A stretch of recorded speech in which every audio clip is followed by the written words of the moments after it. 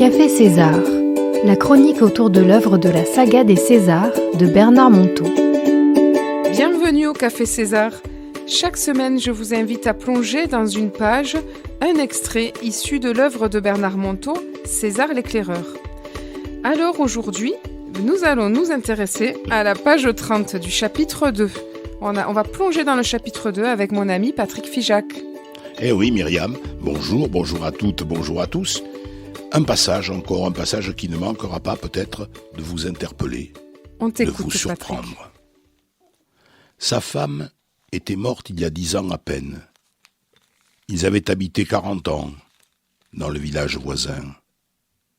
En comptant sur mes doigts, il devait avoir à peu près 80 ans.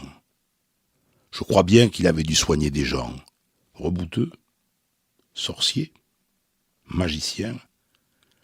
Allez savoir avec ce diable d'homme. Un jour, il s'était retiré seul dans la grande bâtisse, la Sauveterre comme il l'a nommée, parce que le pays s'appelait ainsi. Ensuite, ce fut mon tour pour la forme. Forcément, il savait déjà tout. Le jeu de ses sourcils soulignait ses multiples étonnements, mais ses yeux pétillaient d'une malicieuse compréhension. Visiblement, il s'amusait beaucoup à me lire dans tous les sens. Et puis, je fus fatigué. Il m'avait contraint à une telle intensité. En nous séparant, j'ai bien cru qu'il allait m'embrasser. Mais il n'en fut rien. N'avais-je pas rêvé ? Il faisait à peine jour quand je me suis réveillé. En me levant dans l'espoir de le surprendre, je l'ai aperçu par la fenêtre de la grange. Il était debout sur le pas de sa porte, contemplant les grands arbres et le vallon. En m'entendant venir, il se tourna à peine, juste pour me sourire. J'avais oublié ses yeux, mais ils me revinrent en un instant. C'étaient les yeux d'une mère perchée au-dessus d'un berceau, au point que l'on se sent nouveau-né, petit, tout petit, et c'est délicieux. En une seconde, j'ai tout oublié, le café, les indispensables de sucre et la première cigarette. L'intensité m'avait repris. C'est dur comme ça au petit matin. J'aurais dû lui dire « César, laissez-moi souffler, je brûle déjà ». Mais c'est impossible de reprocher à quelqu'un son amour. Alors Patrick, quel passage ou quel extrait ou quelle phrase t'a plus particulièrement touché dans ce très beau, dans cette belle page du chapitre 2 ? Il y en a plusieurs. D'abord, il y a ce que j'appellerais la force de l'amour. Quand on regarde César, ce qui surprend dans ses livres, surtout dans le passage que je viens de lire, c'est la bienveillance de cet homme, ouvert sur les autres, ouvert sur le monde, et ouvert sur lui, car pour être ouvert sur les autres et sur le monde, il faut s'ouvrir d'abord à soi. Et c'est quelqu'un, on le devine, qui a fait un long chemin. D'ailleurs, Jacques le dit lui-même, il se retire d'abord dans la Sauveterre, comme il dit, pour essayer de se retirer un petit peu. Et la phrase qui m'a marqué, c'est impossible de reprocher à quelqu'un son amour. Ah oui. Et pourquoi elle te marque cette phrase ? Parce que il y a tellement de gens qui ne se sentent pas aimés et qui ne sentent pas l'amour. Et si vous regardez bien aujourd'hui, dans notre monde en perte et en quête de sens, beaucoup de gens se sentent inutiles. Et pourquoi se sentent-ils inutiles ? C'est souvent parce que finalement, ils ne se sentent pas aimés, reconnus, appréciés pour ce qu'ils sont. Ce sont des besoins fondamentaux.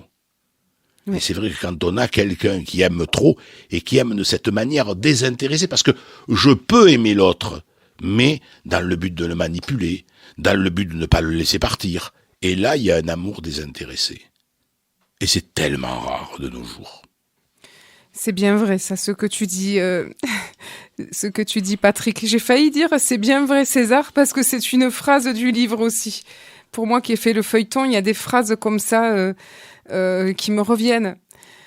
Alors moi, la phrase qui m'a plus particulièrement touchée, c'est vrai que c'est une page, chaque ligne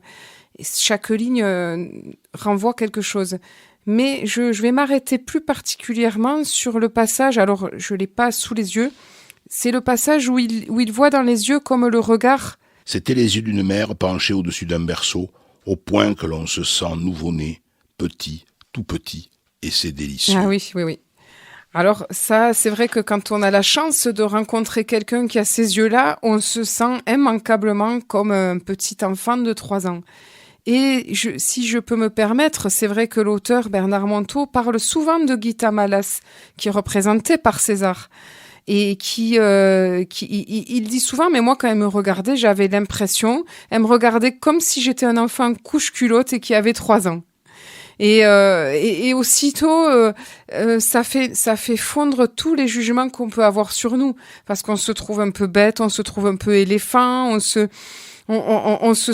prend le nez des fois dans nos bêtises quotidiennes, dans nos maladresses.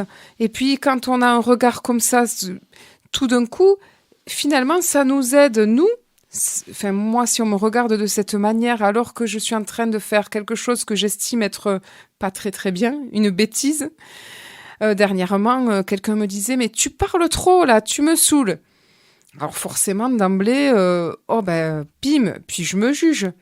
Mais si j'ai un regard sur moi puisque comme on le disait la dernière fois, Jacques, c'est moi, mais c'est aussi un peu César. Si j'arrive à avoir ce regard comme ça, d'une maman qui me regarde comme si j'étais un petit enfant de 3 ans, eh bien, tout d'un coup, je me juge plus d'avoir eu cette attitude qui est plus forte que moi, puisque je suis comme ça. Oui, c'est vrai, c'est vrai. Et ce passage est intéressant, effectivement, de voir comment l'amour rend plus fort. Et l'amour, finalement, donc, on est des êtres d'amour. Et c'est l'amour. Ce qu'il y a de terrible, c'est que l'amour rend malade. On peut mourir d'amour, mais on peut aussi guérir d'amour. Il y a des amours qui tuent et des amours qui guérissent. Alors, est-ce que ça serait le message que te souffle César dans le creux de l'oreille ? Le message, si on extrait tout ça, ce qui nous a touchés, qu'est-ce qu'on pourrait avoir comme message pour nous, pour la vie ? J'allais dire, c'est prends soin de toi pour prendre soin de l'autre. Prendre soin, c'est important. Dans ces 2 mots, il y a tout. Et ça commence par soi d'abord.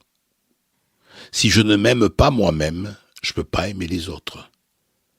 Si je ne me fais pas confiance, je ne peux pas faire confiance aux autres. Et si j'ai une vision de moi qui est négative, fatalement, je vais avoir une vision négative du monde qui m'entoure. C'est-à-dire, tout commence par moi.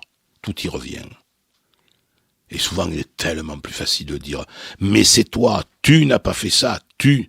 Alors que le vrai coupable, c'est moi. On est l'unique coupable. L'autre n'y est pour rien. C'est ce qu'on disait la semaine dernière, c'est la partie de moi qui refuse de voir un certain nombre de choses qui parlent. Il faut se dépouiller comme des oignons, tu sais, quand il y a des... et c'est un travail de toute une vie. C'est vrai. C'est très juste.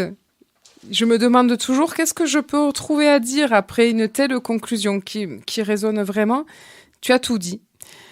Prendre soin de soi pour pouvoir prendre soin de l'autre, apprendre à aimer nos imperfections pour pouvoir aimer aussi celles des autres et pour pouvoir avoir un jour ce regard tendre comme une maman.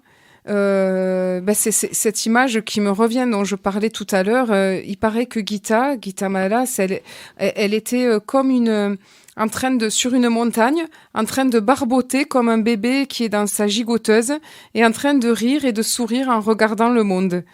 Aujourd'hui, c'est pas facile de regarder le monde comme ça. C'est vrai. Et pourtant, on devrait regarder le monde avec ses yeux d'enfant. Merci Patrick et à la semaine prochaine. À la semaine prochaine.